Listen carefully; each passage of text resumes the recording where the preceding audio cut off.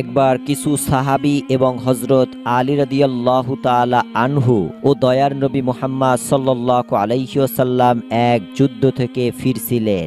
এইভাবে মরুভূমির পথ পাড়ি দিয়ে অনেক সময় ধরে তারা হেঁটে যাচ্ছিলেন। কিছু দূর যাওয়ার পরে একটা জায়গায় পৌঁছালো।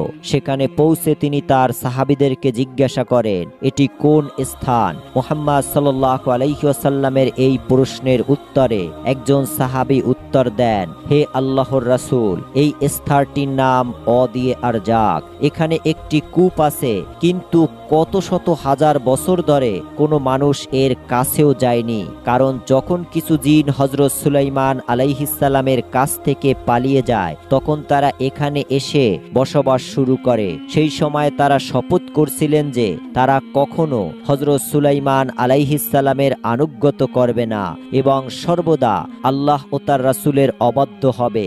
সাহাবী আরো বললেন যে এখানেই হযরত সুলাইমান আলাইহিসসালামের সেনাবাহিনী এবং এই জিনদের মধ্যে এক ভয়াবহ যুদ্ধ সংগঠিত হয়েছিল। সেই যুদ্ধে এই জিনরা হযরত সুলাইমান আলাইহিসসালামের 10,000 সৈন্যকে হত্যা করেছিল। আজও এই জিনরা সেই ভয়ঙ্কর কূপের ভিতরে এবং তার আশেপাশে বাস করে। যখনই কেউ সেখানে যায়, তারা তাকে নির্মমভাবে হত্যা করে। এই কথা শুনে আমাদের নবী সাল্লাল্লাহু আলাইহি ওয়াসাল্লাম বললেন, তাহলে এটা সেই জায়গা যেখানে জিনরা বসবাস করে এবং কোনো কারণ ছাড়াই মানুষ হত্যা করে। যদি তাই হয়, তাহলে আমাদের এখানেই থামতে হবে।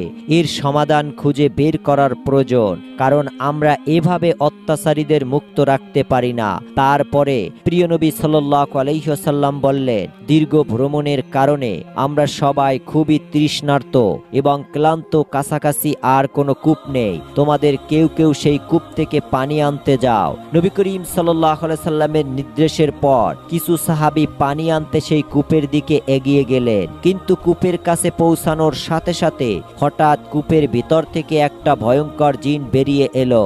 তার চেহারা এতটাই ভয়ঙ্কর ছিল যে এটি আগুনের জ্বলন্ত অগ্নিগারের মতো ছিল। তাকে দেখে সাহাবীরা এগিয়ে যাওয়ার সাহস সঞ্চয় করতে পারলেন না এবং ভয়ে পিছু হটলেন। কিন্তু সেই সাহসী সাহাবীদের মধ্যে একজন, যার নাম হযরত আবুল আস রাদিয়াল্লাহু তাআলা আনহু ছিলেন, তিনি পিছু হটলেন না। তিনি পূর্ণ সাহসের সাথে এগিয়ে যেতে থাকলেন এবং মনে মনে ভাবতে থাকলেন, আমার জীবন যদি হারিয়েও যায়, তবুও আমি অবশ্যই এই কূপ থেকে পানি নিয়ে যাব, কারণ রাসূলুল্লাহ সাল্লাল্লাহু আলাইহি ওয়াসাল্লাম আমাকে পানি আনতে নির্দেশ দিয়েছেন। যাই ঘটুক না কেন, আমি অবশ্যই এই কূপ থেকে পানি আনব।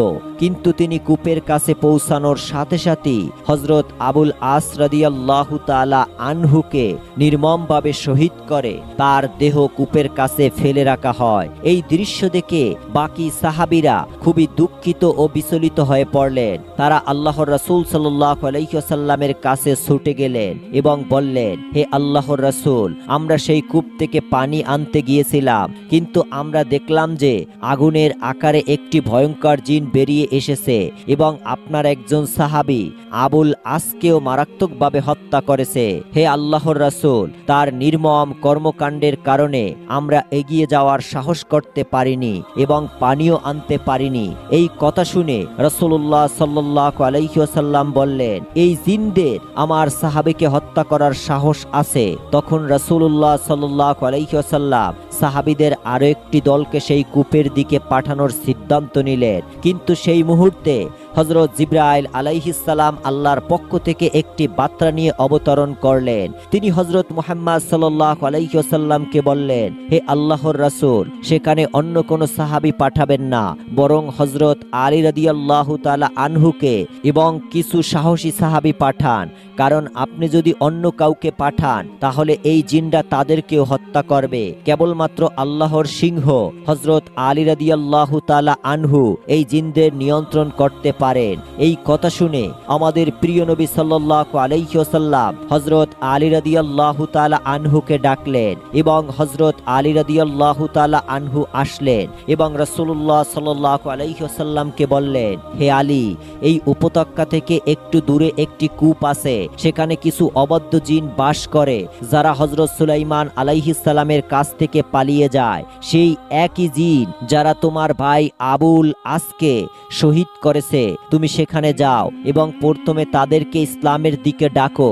যদি তারা ইসলাম গ্রহণ করে এবং সঠিক পথে আসে তাহলে তাদের সাথে আমাদের কোনো বিরোধ নেই। যদি তারা ইসলাম গ্রহণ করতে অস্বীকৃতি জানায় তাহলে তাদের এই স্থান ত্যাগ করতে বলো এবং মানুষের ক্ষতি করতে মানা করো। কিন্তু যদি তারা এটিও করতে অস্বীকৃতি জানায় তাহলে শেষ সমাধান হবে তাদের সাথে যুদ্ধ করা। আমি আশা করি আল্লাহ রাব্বুল আলামিন তোমাকে এই যুদ্ধে সাফল্য দান করবেন। হযরত আলী রাদিয়াল্লাহু তাআলা আনহু এই আদেশের জন্য অপেক্ষা করছিলেন। তিনি কিছু সাহাবীকে সাথে নিয়ে সেই কূপের দিকে রওনা দিলেন যেখানে জিনরা বাস করত। হযরত আলী রাদিয়াল্লাহু তাআলা আনহুকে নিয়ে যখন সেই কূপের কাছে পৌঁছালেন তখন হঠাৎ একই ভয়ঙ্কর জিন কূপ থেকে বেরিয়ে এলো। তাদের দেখে তিনি বললেন, হে মানুষ, আমার ভয়াবহ মুখ দেখেও কি তোমরা ভয় পাওনি? আমি ইতিমধ্যে তোমাদের একজন সঙ্গীকে নির্মমভাবে হত্যা করেছি এবং এখন তোমরা আবার এখানে এসেছো। জেনে রাখো, এবার আমি তোমাদের সবাইকে আরো নির্মমভাবে হত্যা করব এবং এই পৃথিবী থেকে তোমাদের নিশ্চিহ্ন করে দিব। জিনের কথা শুনে হযরত আলী রাদিয়াল্লাহু তাআলা আনহু উচ্চস্বরে বললেন, হে আল্লাহর অবাধ্য জিন, শোনো, আমি আল্লাহর সিংহ আলী, সমগ্র বিশ্বের নবী আমাকে তোমার কাছে পাঠিয়েছেন হযরত মুহাম্মদ সাল্লাল্লাহু আলাইহি ওয়াসাল্লাম, এবং আমি তার নির্দেশে সর্বপ্রথম তোমাকে ইসলাম গ্রহণের জন্য আমন্ত্রণ জানাচ্ছি। হযরত আলীর কাছ থেকে এই কথা শুনে জিনরা জোরে হেসে বলল, হে আলী, তোমার ভাগ্য খারাপ, কিছুক্ষণের মধ্যেই তুমি এই পৃথিবী থেকে চিরতরে নিশ্চিহ্ন হয়ে যাবে। আর তুমি যেই ইসলামের কথা বলছো আমরা হাজার হাজার বছর আগে তা প্রত্যাখ্যান করেছিলাম, আমরা কখনো ইসলাম মানিব না। এই কথা শুনে হযরত আলী রাদিয়াল্লাহু তাআলা আনহু বললেন, তাহলে আমার দ্বিতীয় কথাটা শোনো, যদি তুমি ইসলাম গ্রহণ করতে না চাও তাহলে অন্তত এই জায়গা থেকে চলে যাও। বিনা কারণে মানুষ হত্যা করো না, তাদের জীবন নষ্ট করো না। কিন্তু জিনরা অহংকার করে উত্তর দিল, আমরা কখনো এই জায়গা ছেড়ে যাব না। এই কথা শুনে হযরত আলী রাদিয়াল্লাহু তাআলা আনহু রেগে গেলেন এবং বললেন, হে আল্লাহর অবাধ্য জিন, এখনই আমার সাথে যুদ্ধের জন্য প্রস্তুত হও।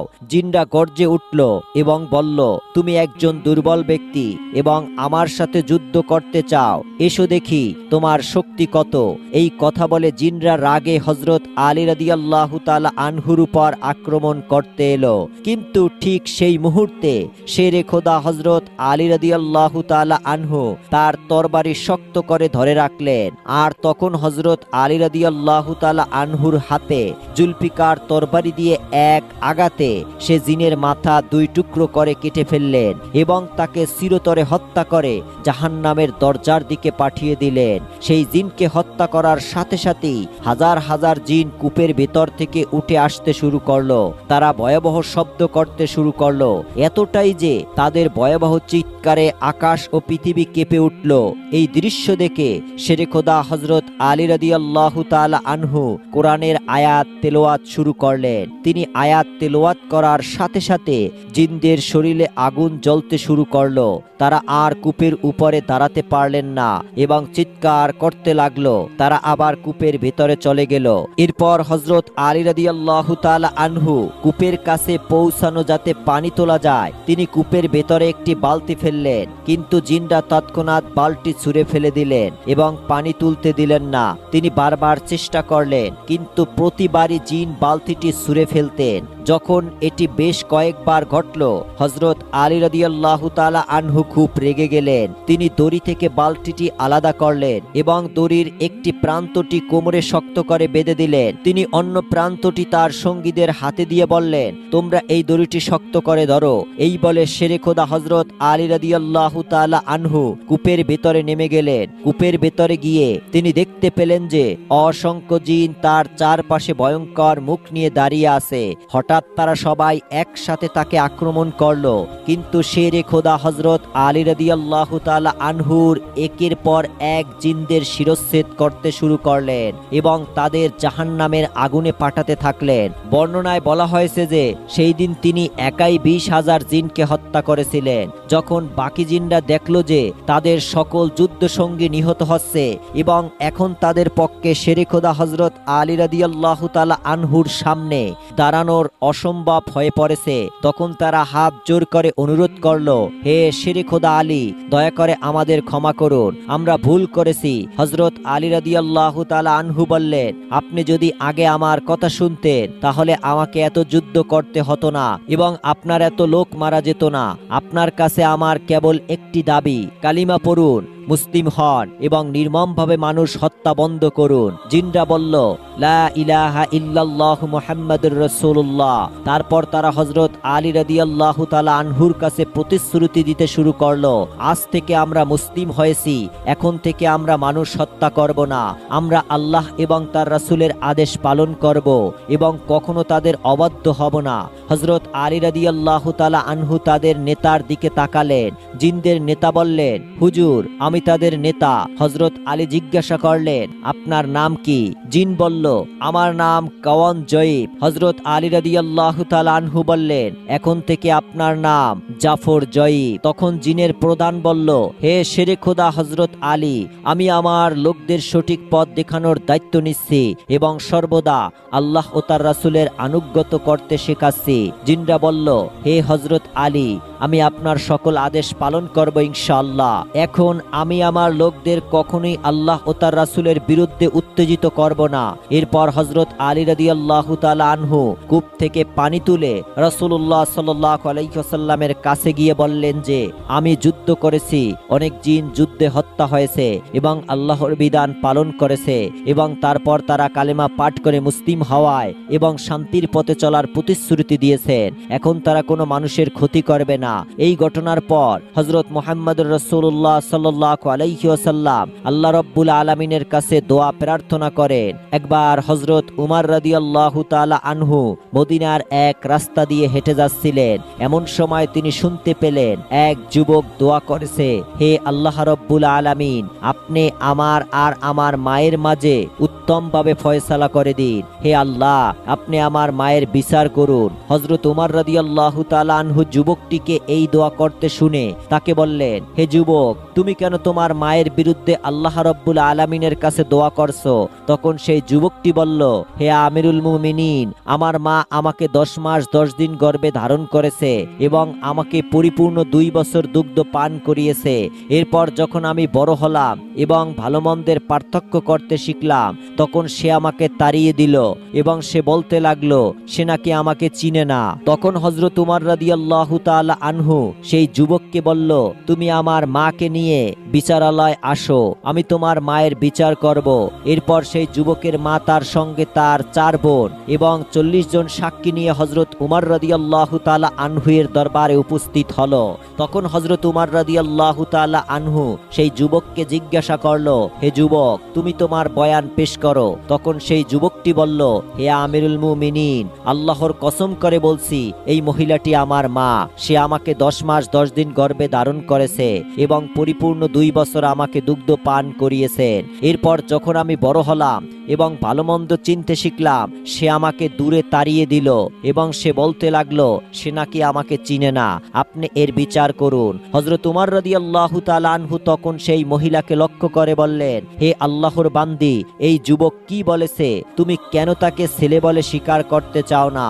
তখন সেই মহিলা বলল, হে আমিরুল মুমিনিন, ওই আল্লাহর কসম, যিনি আসমান ও জমিন সকল কিছুর মালিক, যার ইশারা ছাড়া পৃথিবীতে একটি পাতাও নড়ে না এবং যার হুকুমে এই পৃথিবী আসমান জমিন সব কিছু পরিচালিত হয়, তার কসম দিয়ে আমি বলছি, আমি এই যুবককে চিনি না এবং আমি তাকে কোনোদিন গর্ভেও ধারণ করিনি ও দুগ্ধ পানও করাইনি। সে একজন মিথ্যা দাবিদার। সে চাচ্ছে আমার সম্প্রদায়ের চোখে আমাকে লাঞ্ছিত করতে।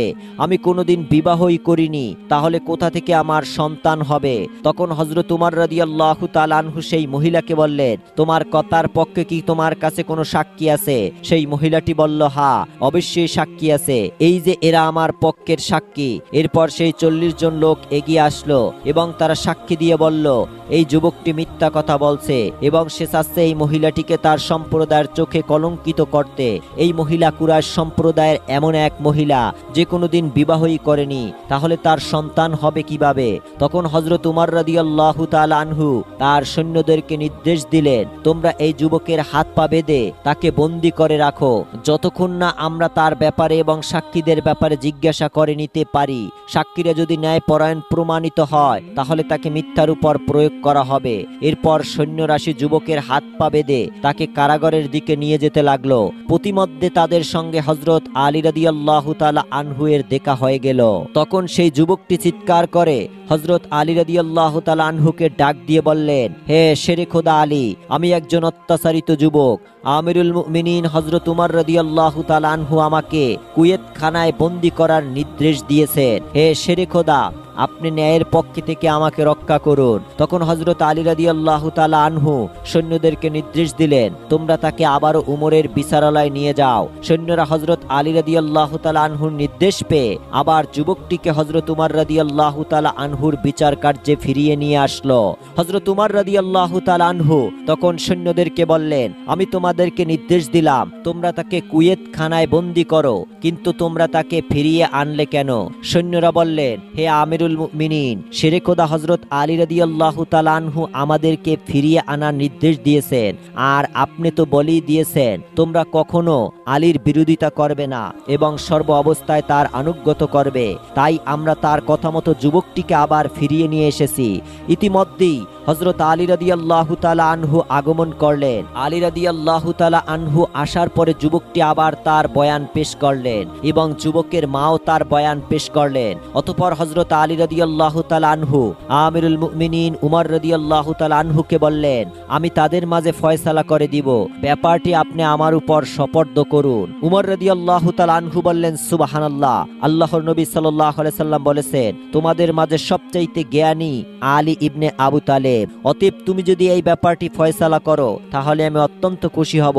তখন হযরত আলী রাদিয়াল্লাহু তাআলা আনহু সেই মহিলাটিকে বললেন, হে আল্লাহর বান্দি, তোমার কি কোনো সাক্ষী আছে? সেই মহিলা বলল, হ্যাঁ, অবশ্যই আমার সাক্ষী আছে। এই যে 40 জন দেখছেন তারাই আমার সাক্ষী। অতঃপর সেই 40 জন লোক পূর্বের ন্যায় হযরত আলী রাদিয়াল্লাহু তাআলা আনহুর কাছে একই রকমের সাক্ষী প্রদান করলো। তখন হযরত আলী রাদিয়াল্লাহু তাআলা আনহু বলল, আল্লাহর শপথ করে আমি বলছি, তোমাদের মাঝে আমি এমন একটি ফয়সালা করব যেই ফয়সালায় আল্লাহ রাব্বুল আলামিনও সন্তুষ্ট থাকবেন এবং দুনিয়ার মানুষও সন্তুষ্ট থাকবেন। এরপর হযরত আলী রাদিয়াল্লাহু তাআলা আনহু সেই মহিলাকে জিজ্ঞাসা করলেন, তোমার কি কোনো অভিভাবক আছে? সেই মহিলা বলল, হ্যাঁ, এই যে আমার 4 বোন। এরপর হযরত আলী রাদিয়াল্লাহু তাআলা আনহু তার বোনদেরকে লক্ষ্য করে বললেন, তোমরা কি তোমাদের এবং তোমাদের বোনদের ব্যাপারে আমাকে অভিভাবক বলে স্বীকার করো? তারা বলল, হে শেরে খোদা, অবশ্যই আমরা আপনাকে অভিভাবক বলে স্বীকার করি।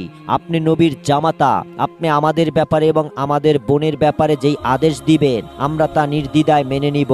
এরপর হযরত আলী রাদিয়াল্লাহু তাআলা আনহু বললেন, আমি আল্লাহ এবং তার রাসূলকে সাক্ষী রেখে বলছি, উপস্থিত মুসলমানদের মাঝে আমি 400 দিরহামের বিনিময় এই মহিলার সঙ্গে উক্ত যুবকের বিবাহ করিয়ে দিলাম, আর এই 400 দিরহাম মোহরের টাকা আমি আমার নিজের মাল থেকে পরিশোধ করব। এরপর আলী রাদিয়াল্লাহু তাআলা তার দাস কুনবরকে আদেশ দিল, হে কুনবর, যাও তুমি 400 দিরহাম নিয়ে আসো। এরপর 400 দিরহাম নিয়ে আসলে আলী রাদিয়াল্লাহু তাআলা আনহু সেই দিরহামগুলি যুবকের হাতে দিয়ে বললেন, এইগুলি নাও এবং তুমি এইগুলি তোমার স্ত্রীর কোলে ঢেলে দাও এবং তুমি তার সাথে বাসর করা ব্যতীত রেখে আমাদের কাছে আসবে না। এরপর সেই যুবকটি উক্ত মহিলার দিকে এগিয়ে গেল এবং তার কোলে উক্ত দিরহামগুলি ঢেলে দিল। এরপর তার হাত ধরে বলল, উঠে দাঁড়াও, চলো আমরা বাসর করে আসি। তখন সেই মহিলা চিৎকার করে বলে উঠল, আমাকে বাঁচাও, আমাকে বাঁচাও। হে শেরে খোদা, আপনি কি চাচ্ছেন আমার ছেলের সঙ্গে আমাকে বিবাহ দিতে? আল্লাহর কসম করে বলছি, এ আমার ছেলে। কুরাইশরা আমাকে হাজির নামক এক ব্যক্তির সাথে বিবাহ পরিয়ে দেয়। এরপর তার ঘরে আমার এই ছেলেটির জন্ম হয়। অতঃপর যখন আমার ছেলেটি বড় হলো, আমার সম্প্রদায় আমাকে নির্দেশ দিল আমি যেন তাকে পরিত্যাগ করি। তাদের পরামর্শে আমি আমার ছেলেকে পরিত্যাগ করেছিলাম। আর এভাবেই হযরত আলী রাদিয়াল্লাহু তাআলা আনহু তার বুদ্ধিমত্তার মাধ্যমে এই জটিল ব্যাপারটিকে ফয়সালা করে দিলেন।